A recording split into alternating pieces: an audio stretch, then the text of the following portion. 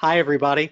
The SocialFlight Live episode that you're about to watch is one of my favorites because Jessica Cox is so amazingly inspirational.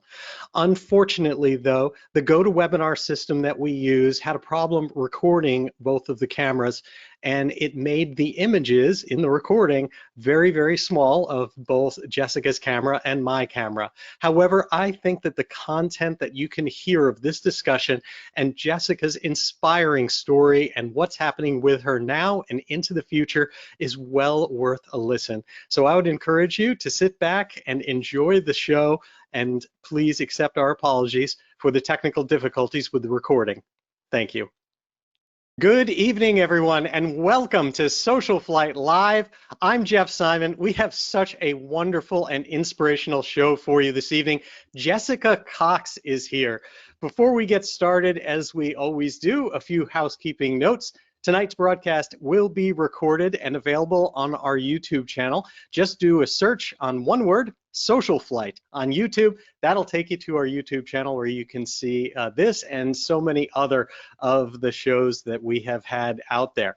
In addition to that, be sure to check out socialflight.com and download the free SocialFlight mobile app for Apple and Android devices. There are tens of thousands of aviation events and destinations, so many cool things going on out there, and we are in the process of giving away a Lightspeed Zulu 3 headset. So be sure to check that out. That's part of our Fly to Win challenge. All you need to do is get the app on your phone, go out there, fly, and check in at any airport. Even one check-in during the prize period will have you entered in order to win that. So excited to do that. Now, tonight's guest, we created SocialFlight Live in order to spread inspirational stories and support General Aviation during these challenging times. And I cannot think of someone more inspirational to do that than Jessica Cox.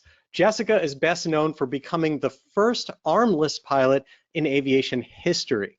Her achievement earned her a Guinness World Record medal, invitations from 6 continents, and featured on TV programs like Ellen, Inside Edition, Fox and Friends, Oprah Winfrey's Network, CNN, CBS Evening News, and even the BBC. She famously believes in a future where people passionately pursue their dreams with the resilience to overcome any challenge. And so with that, I would like to welcome Jessica Cox to the show. Hi, how are you doing, Jessica? Good, thank you, Jeff. It's good to be on your show. Thank you so much for taking time to join us. I'm just in awe of your story. It really is fantastic. Well, thank you. I'm just so happy to be a part of a community that's helped me accomplish my dream of flying. So take us back to the beginning. Let's start, because I know there are so many things that you're doing now and working on into the future, but I want to start with the foundation of going back, of your story, of growing up, of some of the challenges that you faced, and what brought you to aviation.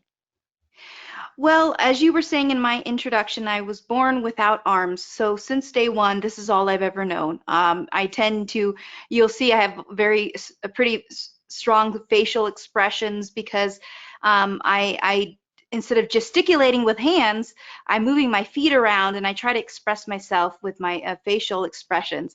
So since the day one, I've adapted to a world built for someone with arms and hands.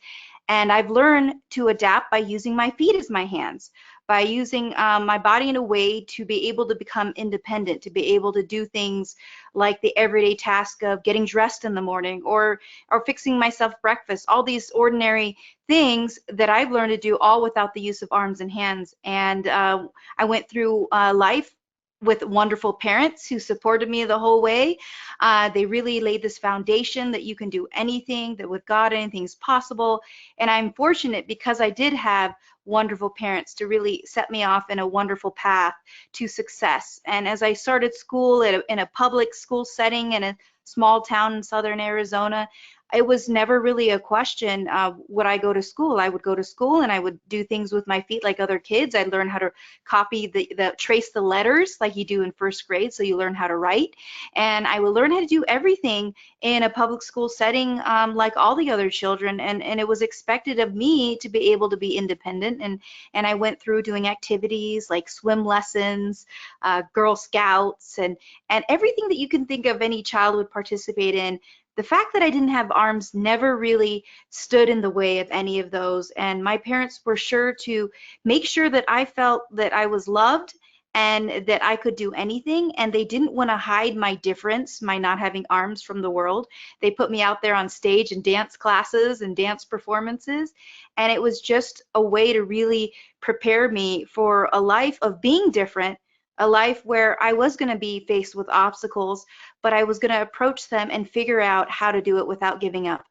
Isn't that wonderful? I love the idea that from the very beginning, you didn't do any type of special education. You were there in public school and not only learning how to make your way in that world, but overcome all those challenges, including the social ones from day one.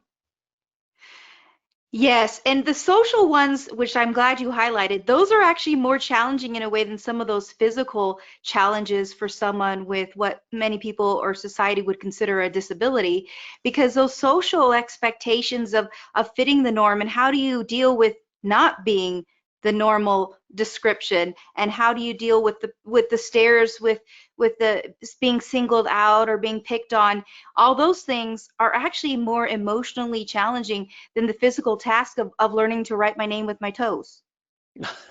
Did you, I'm curious, did you find that early on as a child that it was actually easier with the kids in most cases? It seems like children just adapt to it. It just is normal for them. They don't see differences the way adults do. Yes, there were so many times when I went outside of my home or outside of the community of people who knew me personally, it was the adults who were telling me, they were the ones who were telling me, oh, you can't do this. You don't have arms. You know, you can't climb up that slide on the playground. You're going to fall and hurt yourself. Or, you can't, do all these other things that everyone is expected to do. It wasn't necessarily the children putting the limitations on me, more so than the adults who put those limitations of what's possible on me as a young person. And being powerless as a young person, it was harder to overcome some of those. Mm, I can imagine. So, what was the first time that you remember aviation becoming a spark within you? I always share this story, now that I've turned my profession I've turned my profession into becoming a speaker around the world. I've spoken in 27 countries, and I always go back to the first time that I envisioned flying, and that was when I was on the playground and wanting to climb up that slide and do the things the other kids did, like running as fast as I could, or swinging across the monkey bars in my own way, but being held back from doing those things, and especially the slide, because I had this fascination with heights. I loved climbing things and getting up high and seeing them from things from below, from up high, looking down below. And I wanted to climb up the slide, but everyone thought I was going to hurt myself climbing up this 12-foot slide, the ladder, with the little bit of a angled slant. I figured I used my chin and shoulder to hold on the steps above, but everyone thought I couldn't have a grip in the same way that hands could provide that grip. And so they said, you cannot climb on the slide. And it was just made me angry. It made me want to prove them wrong. And I would sit on the swings and close my eyes. And my only outlet from those limitations that were forced on me was to be able to envision flying high above the playground and envisioning that freedom, that ability to be limitless in the skies. And that's what planted the seed to overcome my own personal fear of losing contact with the ground, my fear of flying, to be able to pursue aviation. Wow. And did you have any contacts? Did your family know anyone? What actually crossed that line from as a child kind of imagining yourself up in the air to starting to understand a little bit about how that's done? Well, there was not a single family member that I remember that was in aviation, not a single pilot in the family. no friends that were pilots, but just a random opportunity crossed my path at the right time, the right place. I was at a point in my life where I needed my next challenge. It was immediately after my college graduation from the University of Arizona. And here was a fighter pilot who crossed my path at the right time. I was speaking to a group of Rotarians, and he was a Rotary member, and he asked me, how would you like to fly? And I really had never thought about a small plane. I'd never been in a small plane. I'd been on many commercial flights, but never in a small two-seater or four-seater or a small airplane. And so this thought just really kind of it stunned me a little, the proposal, because I also had this ingrained fear of losing contact with the ground. And I think that stemmed from the fact that as a toddler learning to walk, I didn't have the extra support of arms and hands to grab a hold of furniture or a way to catch myself. So I always ensured that I was grounded. And so I started walking at 14 months, which is a little later than the average child. And as a result, I did everything to make sure that I was always in contact with the ground. And here I was being proposed an idea where I was going to lose contact with the ground, becoming airborne in a small airplane, and it just didn't sit well with me initially. But my dad was with me at the exact moment I was proposed that idea, and my dad jumped in without me even responding and said she would love to. Good for him. I am grateful for his jumping in at that moment, and as a result, he was my first passenger. Oh, really? He Oh my was, God, yeah. that's fascinating. And it's really interesting because it didn't even occur to me, but that makes a lot of sense that given the challenges that you were facing, even learning how to walk or running around, the consequences for falling without having something else to, your arms to break the fall are a lot graver than for a lot of other people. And so that's probably, there's a little bit of a metaphor there, that there's this risk that you're conquering of challenge of taking yourself to that level. So when you went on that flight, a lot of people tell stories about their first experience in aviation somehow flipping a switch inside them. Is that, can you relate to that, or was it gradual? Was it different for you? Oh, I can totally relate to that.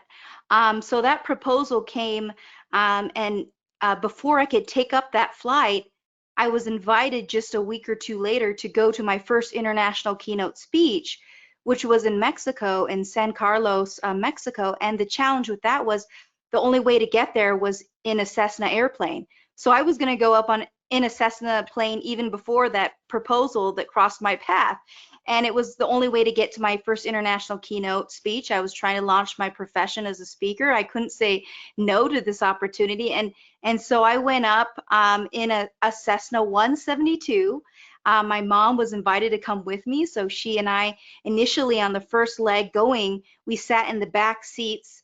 And then on the way back from the conference, the pilot in command, Bill, he asked if I wanted to sit in the side seat beside him, and during the flight he asked me if I wanted to put my foot up on the yoke, and I kind of shakily put my foot up on the yoke, and he said, he took his hands off his yoke and he said, "You're flying the plane." And Oh, that moment of, wow, I'm really flying this thing, it was so incredible. In that moment I made a commitment that I wanted to do whatever it takes to become a pilot.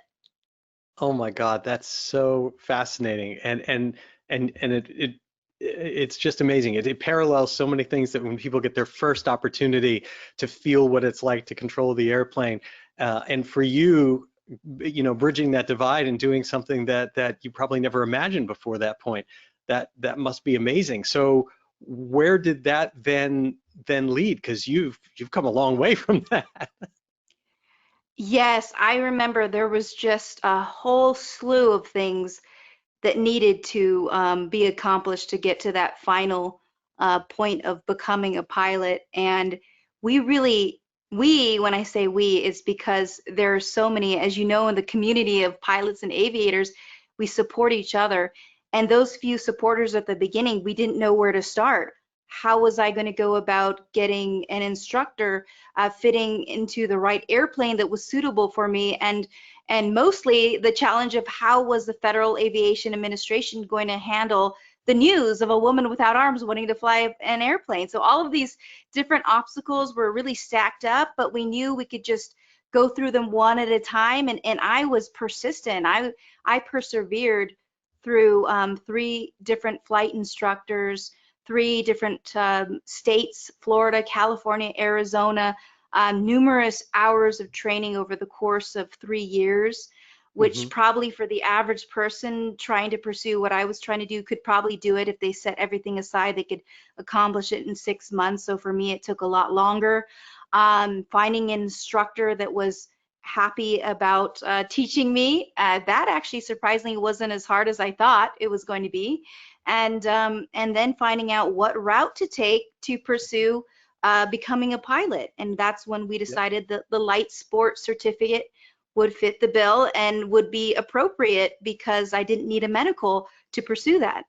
Right, right. That makes a lot of sense, and that answers, of course, we'll get to that. That answers a lot of questions, of course, that people have about that. So, did you begin by of just doing more and more passenger stuff, or did you dive straight in for saying, I want to get my license and starting with flight training? Well, I first said, I need to, the airplane that I had my first couple hours in was a Cessna 152 and a 172. And it was very clear at the very beginning that the setup of a 4-control airplane with 2 feet on the pedals, rudder pedals, a hand on the yoke, and a hand on the throttle. Obviously, I have 2 less limbs than the average person, so this setup would not work for me. And so we thought through, well, is there a setup that would work for me without modifications? And the question of prosthetic arms never played a part. I knew from the beginning that if I was going to fly, it was going to be using my feet because my feet are my hands, and I gave prosthetics 11 years of my life.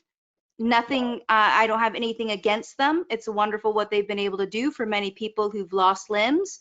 But for me personally, I was born this way, so my natural tendency is to use my toes and my feet because they are, you can't really replace flesh and bone. I mean, I could feel something better with my toes, whether something was hot, cold, rough, or smooth. That tactile ability is a lot more functional with flesh and bone. And so prosthetics never connected with me. It wasn't a question, could we use prosthetic limbs during the training? That never even came up. But the Hmm. question was, what airplane would be suitable for someone to fully control it with 2 limbs? Right, right. That makes a lot of sense. And before we get to that particular surprise there, if anyone does want to see, there's a lot of questions, of course, that people have of, how your daily life is. You have a YouTube channel that shows people a lot of those things. Is that correct? I do, yes. It's Jessica Cox on YouTube. You can pull that up. It shows a number of videos of living life in a two-handed world, and some of them are kind of funny too. But I think that Yeah. they're a great look into my life, and for those who are curious or for those who want to help others who have disabilities. Just to cue everyone in, just before we started the show, Jessica was about to show me, and she'll you can see it on her YouTube channel.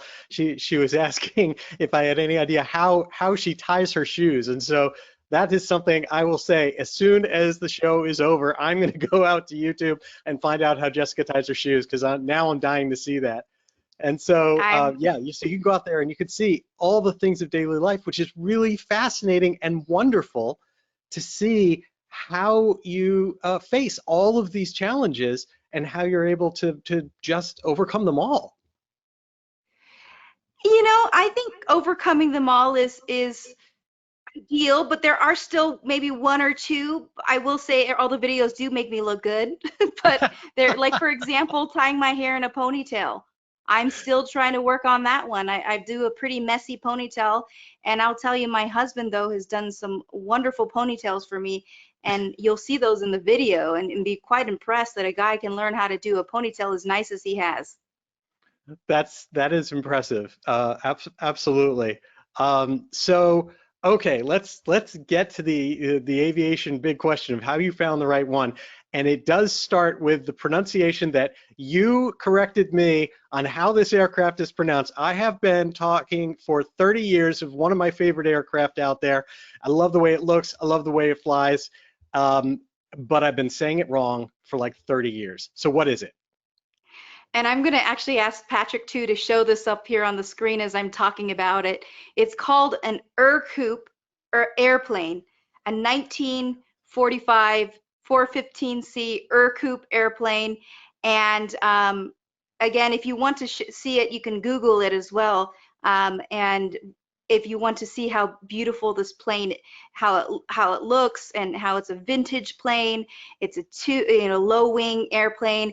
And it's unique because it is the only airplane, as far as I know, but someone has brought it up this past air venture that there is another airplane out there that doesn't have rudder pedals, but it is the only airplane that I knew at that time that does not have rudder pedals. Right. And I will say again, for 30 years I kept calling it an Ercoop, and you told me the folks that are in the owners group and know it like the back of their hands said, nope, it is Ercoop. Yes, and no worries, Jeff. I was calling it Ercoop for probably a decade until finally I was corrected. It's pronounced Ercoop. Yeah, well, I think I would just want to put the word air in front of just about everything in aviation, but that's that's it. So yeah, it's an amazing, cool plane that has the twin tail, and it's very sleek looking, and you can fly with the windows open, etc. But it was designed to be kind of the every person's airplane that anyone could fly, and one of the reasons they wanted to do that is they want to make it stall or spin proof, and and actually did that by removing the rudder pedals and making it just an interconnect. So it was designed in a way to fly kind of a little bit more like a car drives, and that sets it up perfectly for you. So, do you remember the first time that you got a chance to hear or see it for the first time and realize that this might be your future? It is so interesting how the law of attraction works. I was sitting in the Cessna in, I believe it was October of 2005.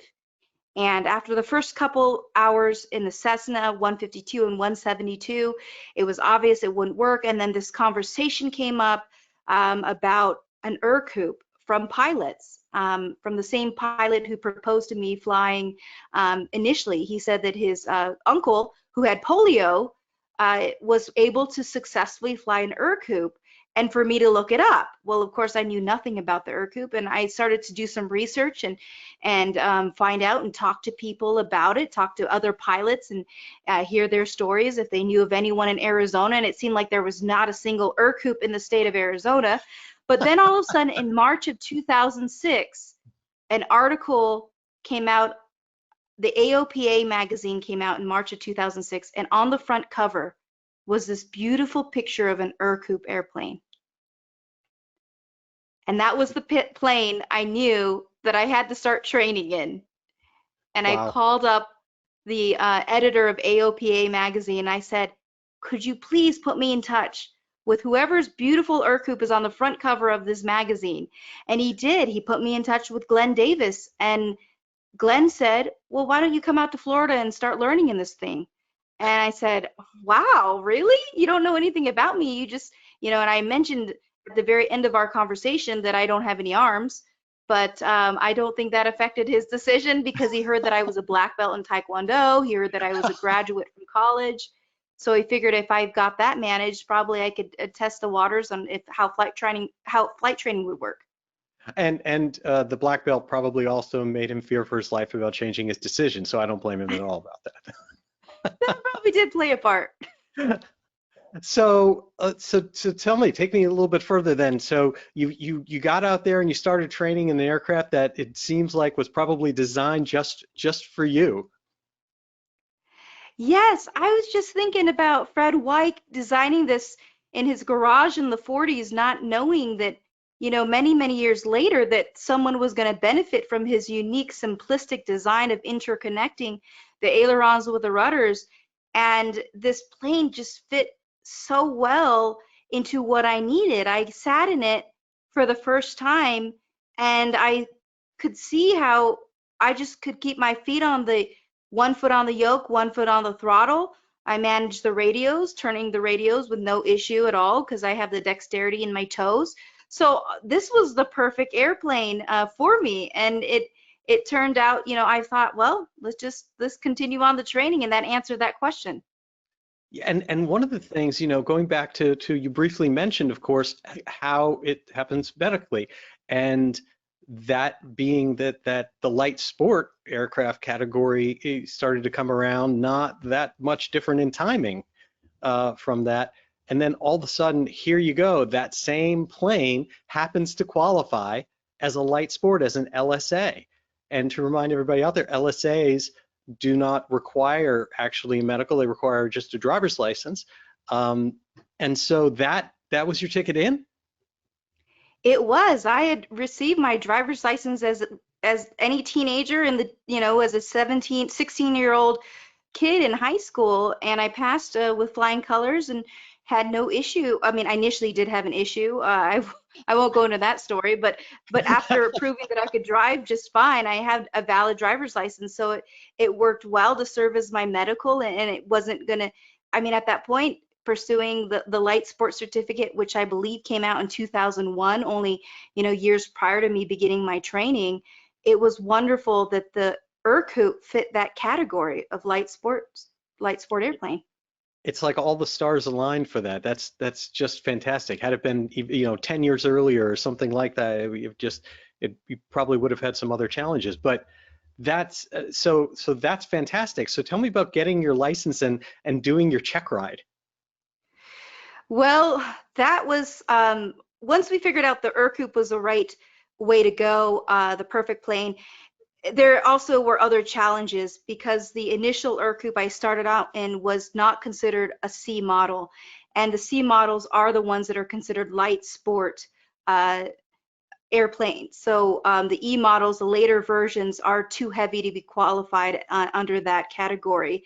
So we ran into that challenge with that first Ercoop I saw on the front page of AOPA magazine. But Glenn said, let's move on to the next one. And we went across the country to Torrance Airport in near Los Angeles. And we thought, well, here's another light sport. This one was a 415C, so it was the right model, and it worked out well. But then we were faced with another challenge. The proximity of the throttle to my left foot was very awkward, and it was too far up on the control panel for me to safely reach my left leg under my right leg that's holding onto the yoke and safely maneuver the throttle, which is critical. And so it wasn't a safe Ercoop, though it was the right model and everything else aligned. It just didn't work with the throttle position. So that was in year 2. By the time we were in year 3, it was like I was searching, all over the country. I had help from wonderful people in the aviation community who really wanted me to help make my dream a reality. But there was just a point where we were going through so many different options and obstacles, and I didn't know anything about the Ercoop Owners Club at that time. So we didn't have something right away, and I went a solid year without training, and I remember how frustrated I was because I had so much momentum and so much excitement, but we weren't finding the right airplane. And then I finally went to a cactus fly-in in Casa Grande, Arizona, and found out about the third and final Ercoop from Parrish Treyweek, and he was managing an airport, a small mining town called San Manuel, Arizona, and he was managing that airport, and he not only had the Ercoop that was perfect because the throttle was low enough for me to reach, but he was also a flight instructor. He had a flight school, so again, it aligned up, and I still had to work hard, but finally, I was situated in the right airplane, the right model. It was going to work because the throttle was low enough on the control panel for me to crisscross my legs. And you'll see that in some of the videos on YouTube. You'll see how precarious it kind of looks with legs crossed, but the reason being is the Ercoop seat does not slide back any further. It's locked in place. So I don't have enough room to put my feet straight out on the controls. I have to cross my legs in order to make up for that lack of space in the tight cockpit. And plus my right foot is my more dominant foot, so I kept that one on the yoke. And it worked out. You know, we still had a couple things to work through, how to safely land with everything happening in the airplane, and making sure that I could definitely handle certain crosswinds. The Ercoop can handle up to 20 knots of crosswind, but I liked to fly. I preferred flying on smoother days because there's already a lot going on when you're trying to fly a plane with your feet. I can only imagine. What was I want to know what the look was on the check ride check pilot's examiner's face when he came to do that ride, when he or she came. Let's just say that the examiner really is by the books kind of examiner. He did a very thorough verbal test with me, which is, you know, having all the knowledge base that you have to have, all the book knowledge, and that took maybe 3.5 hours. And then we went through the actual test of demonstrating my capabilities in the Ercoop. And even before we started that portion of the test, I turned to him and, you know, he said to me, "Hey, if you can show me how you can safely fly an airplane with your nose, then I don't see why why you can't fly. But if you can show me how you can safely maneuver this airplane with your feet, then there's no reason why you shouldn't be allowed to fly." So he was going to take me through all the requirements, and he never discriminated over the fact that I was doing this with my feet. And it was so incredibly encouraging to set the tone at the very beginning of the test with that statement he made: if you can fly an airplane with your nose, you can fly an airplane. But if you can fly it with your feet, then great. You can show me what I'm going to ask of you. And I remember the best part of that check ride was the first landing that I did. And it was one of those greaser landings. And he said, "Well, you can't get any better than that." And that was, for me, the highlight of my check ride, was doing that landing. Isn't that wonderful? Oh my, that is really amazing. And so when did you get to the point that you were owning your own Ercoop? So fast forward many years later, because I went through rental Ercoop after rental Ercoop, and keeping And by the up way, even the that. word rental Ercoop after rental Ercoop is something I haven't even heard before. Yeah, but it was hard to keep up your skill level, especially when you don't own your own, or have access to one.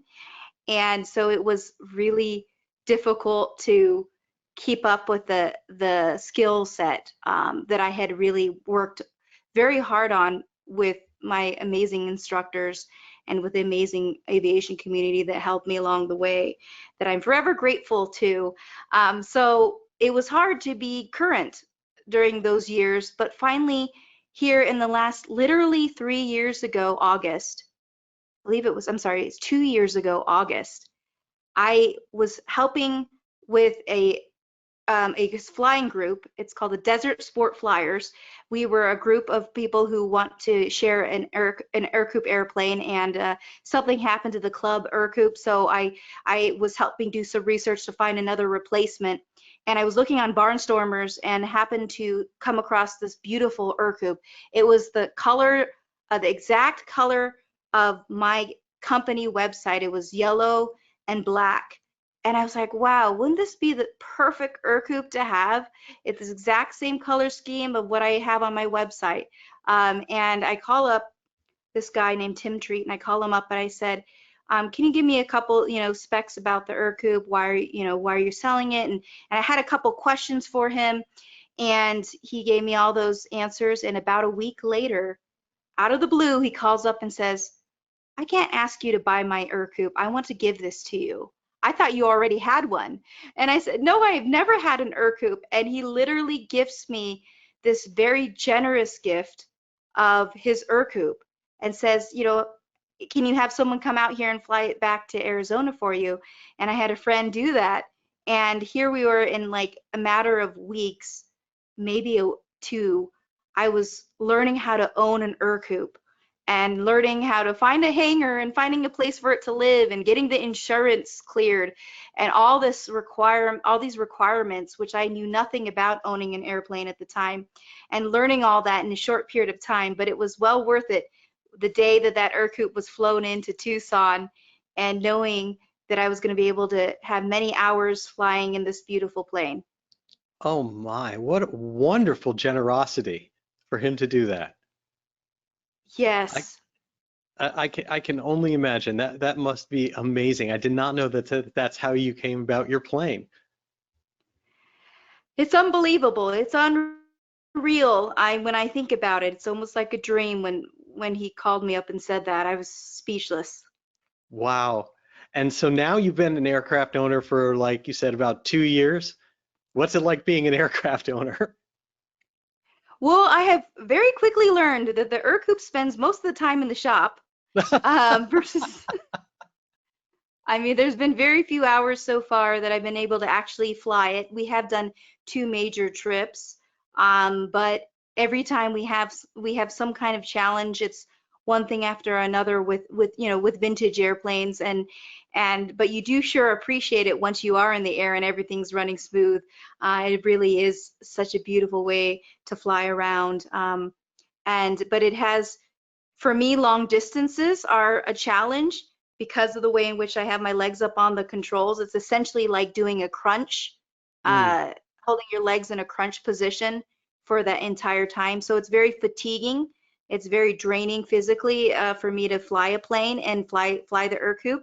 But having that experience, it makes my day when I land and have a smile on my face knowing that I've been able to fly this beautiful plane.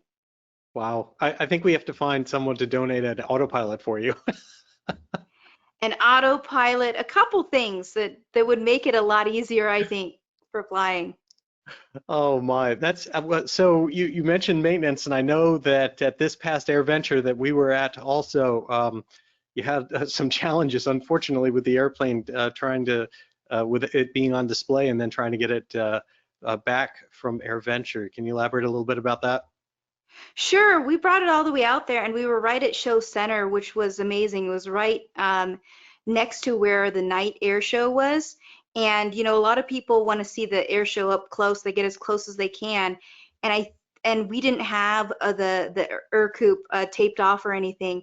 And some people watching the show leaned down the tail a little bit, enough to lift the nose wheel up, and Oh, that may have done some of the damage. We noticed the next day when we were getting ready to fly it again. We realized that the tail hinges had some issues, hmm, so we didn't want to risk flying it back all the way to Arizona, um, yeah. because of that. There's a risk there when you have that the hinge issue. But fortunately, my friend Sid Cohen, who is an Ercoop owner, he had some extra hinges in his hangar not too far from AirVenture, so we flew it from Oshkosh to the neighboring airport to get those hinges put back on. Isn't it amazing, like every step of the way in your journey, and I think for a lot of people in aviation, we're all supported by this community, and even especially, we've had things happen at AirVenture. It's amazing how parts show up and people show up, and it really is, it's a magical experience and a magical community. It is truly a magical community. If I could document the whole journey to AirVenture and back, and how literally in less than 24 hours we were getting support for the airplane, it it was unbelievable. I mean, it's incredible, and I feel so privileged to be a part of a community that helps each other out, that really does everything to make it possible to keep airplanes flying. Yeah. Does your husband fly also? My husband, as of January of this year, is now a pilot as well, so he does have his private pilot's license. Oh, that's fantastic. With the single exception of this, I've also discovered with my boys that you're cheering, and then all of a sudden you're not in the left seat anymore. Well, I'll tell you, he loves flying maybe even more than me. So, Fair enough. So now you've got a new venture that's underway right now, Project 2025, the Impossible Airplane. Tell me about this. Tell me what you're doing now moving forward for people with disabilities everywhere. We are moving forward with a very ambitious, incredible goal, and that is to overcome some of the challenges that flying a 1946 airplane has been for me, with my legs on the controls in a cramped position. Being in a crunch for many hours is very fatiguing, exhausting. It puts limitations on where we can take the plane. It cruises at about 90 miles per hour, so that is, again, another limiting factor. And we recognize how powerful aviation has become, this incredible vehicle for me to inspire the world, to inspire that disability doesn't mean inability. We stopped at 2 camps on the way to AirVenture and back. One of them was a camp for children missing limbs. About 200 children come to this camp every summer to do sports, and they're born either missing a leg or a foot or a hand or an arm, or some have both, all 4 limbs missing. And they came out, and we brought the Ercoop to this hangar in the middle of the country. It felt like the middle of nowhere, and we bussed these kids up to see the Ercoop with their own eyes. And it was incredible how transformative it was to see that. And we know we want to do more of those life-changing fly days, or those life-changing airport days, to use an airplane to inspire more kids. But we need more capacity to do it at a faster speed and be able for me to fly it so that I can fly it in a comfortable position for longer periods of time. So we are starting Project 2025, which is building a custom RV-10 that can be flown with just feet in the left PIC seat. Wow, and so that's pretty ambitious. 4-seat aircraft, and an RV-10 is a pretty hefty piece of airplane, and you're going to build this plane and make it capable of being able to fly without rudder pedals, basically. Correct, and it flies at 200 miles per hour, so we'll be able to do more of the wonderful work that we had a little bit of a taste of this past summer, and what we continue to hope to do with the airplane to inspire more children, more people with disabilities. Oh, that's amazing. That really, really is. So tell me about the effort. How are you going to modify how are you going to approach your modifications to the aircraft and go about the build? What can you tell us about this project? Well, we are literally in the very beginning stages of that, and that's why we need everyone's help who thinks they can contribute ideas as far as the design for custom controls. If they feel like if people can help us, they can go to the website, and the website is theimpossibleairplane.com. Right now, we're just at the beginning stage of fundraising because, as everyone here watching knows, it's expensive to have a kit airplane, and to all the requirements now with this customization. It'll take a lot of a cost, time, energy, and effort, and we need that support. So we are launching it. We launched it this summer at AirVenture, and it's wonderful what Vans has been able to, how they've been able to encourage this project and make this dream a reality, to make a custom RV-10 and to build it up. The fuselage all will be custom, but we'll be building everything in the 2,000 hours supposedly that it takes, but in addition, the extra hours for the custom controls. So it's a very daunting task, but it will be incredibly rewarding in the end. And we call it Project 2025 because we anticipate a lot of time to do this project, at least 4 years from the point when we can get the kit, because it's currently kits are back ordered by about a year. So we hope to have it possibly summer of next year and start this process. But in the meantime, we still have a lot of work to do with those custom controls. Absolutely. And you mentioned to me one of the things that I thought was fascinating, which is that you're open to help from this. You're open to people to contribute ideas for how to do this type of custom controls, and that you're going to create an open directory, is that, or an open repository to help other people with disabilities? Yes, we want this process because I know there's so many creative engineers and people with wonderful ideas out there. And as we receive these ideas, maybe not all of them are going to work specifically. Obviously, we'll give them a try and see if they will work. But we want to keep that work in a database so that other people with disabilities, if they want to pursue their own airplanes or if they want to pursue modifying existing airplanes, there is a database available for those future pilots or pilots with disabilities who are just working on making it more comfortable for flying. So we want to make sure we bring all these ideas together and make them accessible to anyone. That makes a lot of sense, and I'm not aware of anyone who's actually done that before. It may exist, but I think it's a fascinating idea that to do that, to take something where people may have a variety of different disabilities or challenges that they need to overcome, and to have one repository of designs that anyone can contribute to and to help them with that. That's a wonderful approach. We are so excited about it because we've already been hearing from many pilots who've been flying their whole lives with unique disabilities. One of them I remember was one of only 4 quadriplegics in the world who flies. I was talking to a gentleman who wants to become the first legally blind pilot to fly.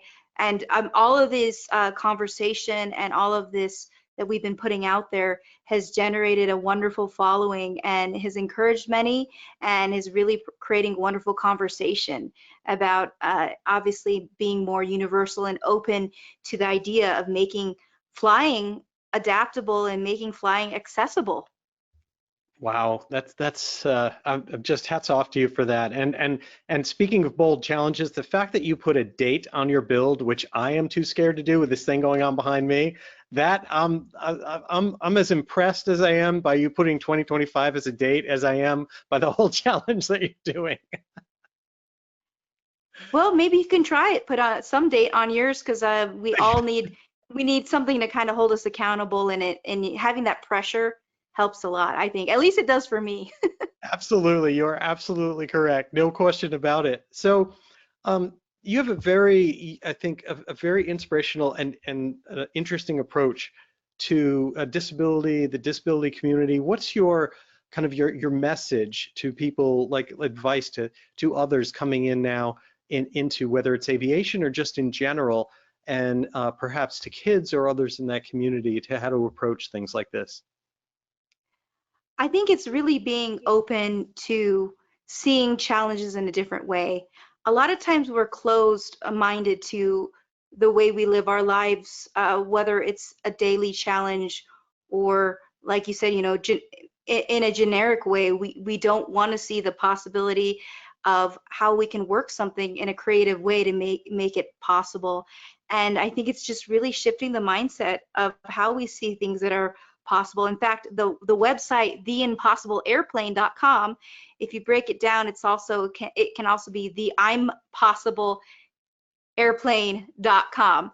So, and on the side of the fuselage of the Ercoop right now, we have something that says, "Believe you can fly." And I think that belief and mindset is a huge part of how we tackle challenges in life. And I think that this airplane and the whole creativity that's going to have to be come together to make it a flying airplane, I think it really shows the world that not only disability doesn't mean inability, but it also shows the world that you can achieve the impossible. Absolutely. That's really inspirational. Do you find that your experience growing up and not being kind of separated, but being just go for it and be in there with kind of mixed with everybody and not approaching it as a disability is something that you also use to kind of inspire or direct other people, especially young people? Yes, I think we all have a choice. One of the things my dad has said on a number of occasions, he never once saw me as a victim. He never shed a tear about my birth condition. And so because I didn't have the choice to see that. And I think all of us have challenges no matter what they are. Some of them you can easily see when you see me down the street, walking down the street, you see that I don't have arms. But everyone has something, some kind of challenge or obstacle. And especially now, everyone is faced with some difficulty, and we just have to really be able to stay positive and get past those obstacles in our life, find a way and be open to the positive and coming from a position of abundance and gratitude. and it'll help shift the way we conquer our own obstacles. It's very, very true. That makes a lot of sense. Now you're coming up, of course, on another challenge because the RV-10 is not an LSA. And so in order to actually do this, you're going to have to get an actual FAA medical. What are the challenges that you're facing in that process? Well, we, aside from the building of the airplane itself, the next challenge, which is going to be happening about the same time of creating these custom controls, we have to figure out how I'm going to graduate from light sport certificate to the private pilot's license, and that will require a medical. And so I will have to obviously do what's required to get that. And I've been informed of the statement of demonstrated ability, which is short, the SOTA, which will essentially be an additional step that I will go through to demonstrate my capabilities in the RV and how I can fly safely. So there will be extra steps that I will have to take. And right now we are literally at that beginning stage of starting the process of going from sport pilot certificate to the PPL, the private pilot's license. Yeah, and my understanding is there's a little bit of a catch-22 there in the process because, of course, you can fly LSA with a driver's license unless you've been denied a medical. And so there's that. Is there a little bit of risk associated with it, or a little bit of nerves that if something were to come up during the medical process that you could actually lose your ability to fly the LSA?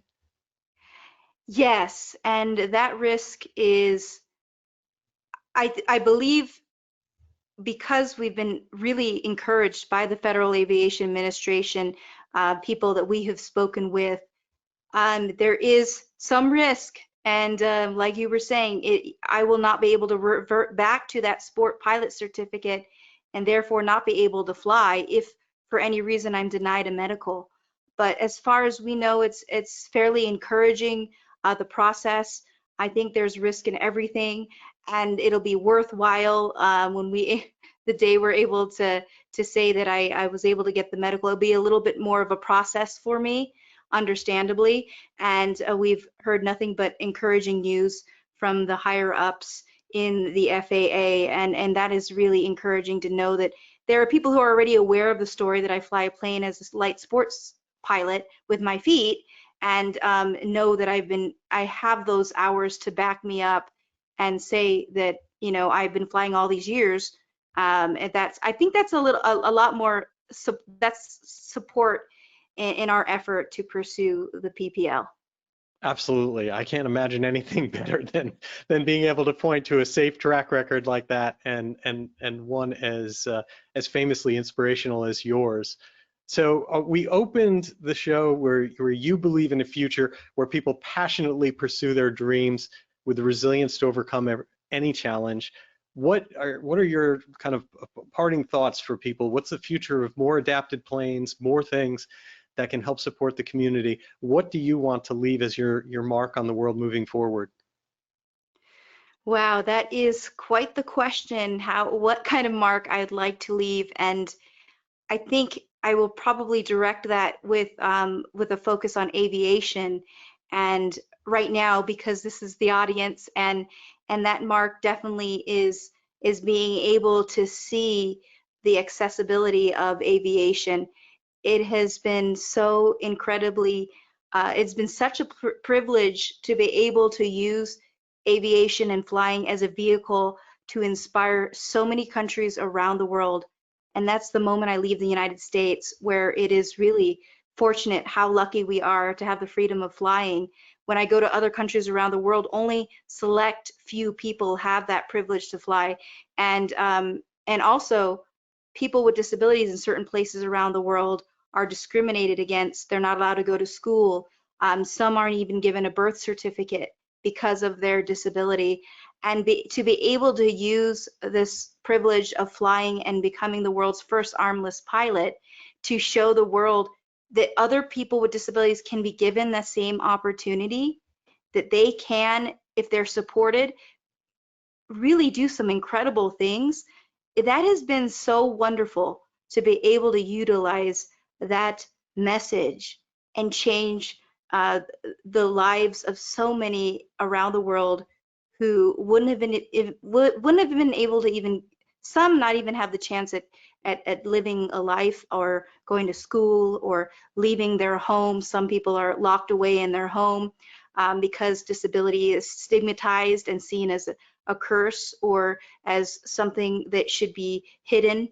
And so to be able to open those, open the eyes of those people who are closed in, who are closed to the possibility, is such a privilege. And I'm going to continue to do that until I just stop speaking, which I don't plan to stop speaking anytime soon, but I continue once the countries start to open up again here. Hopefully in the next couple of months, I'll be able to continue the international work, because that message is even more profound in countries where people with disabilities have strong experience discrimination. Well, you are such, I think, an inspiration, not just to everyone else, certainly to me. And I just find your story absolutely fascinating. And I thank you so much for taking time out of your day to join us here on Social Flight Live and share your story, because it's just wonderful. And I'm grateful that you're out there helping everyone and representing our community in the way that you do.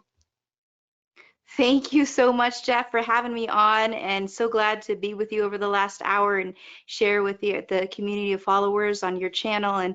And thank you for the invitation, and I hope that we can go flying once the RV-10 is finished, so that we can do another episode maybe, and you can add some clips of flying in the RV-10. Oh, you bet. There is no question about that. And we'll be seeing you at some of the other shows, etc.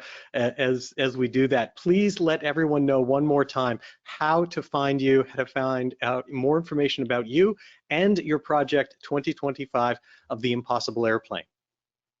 Please go to www.theimpossibleairplane.com.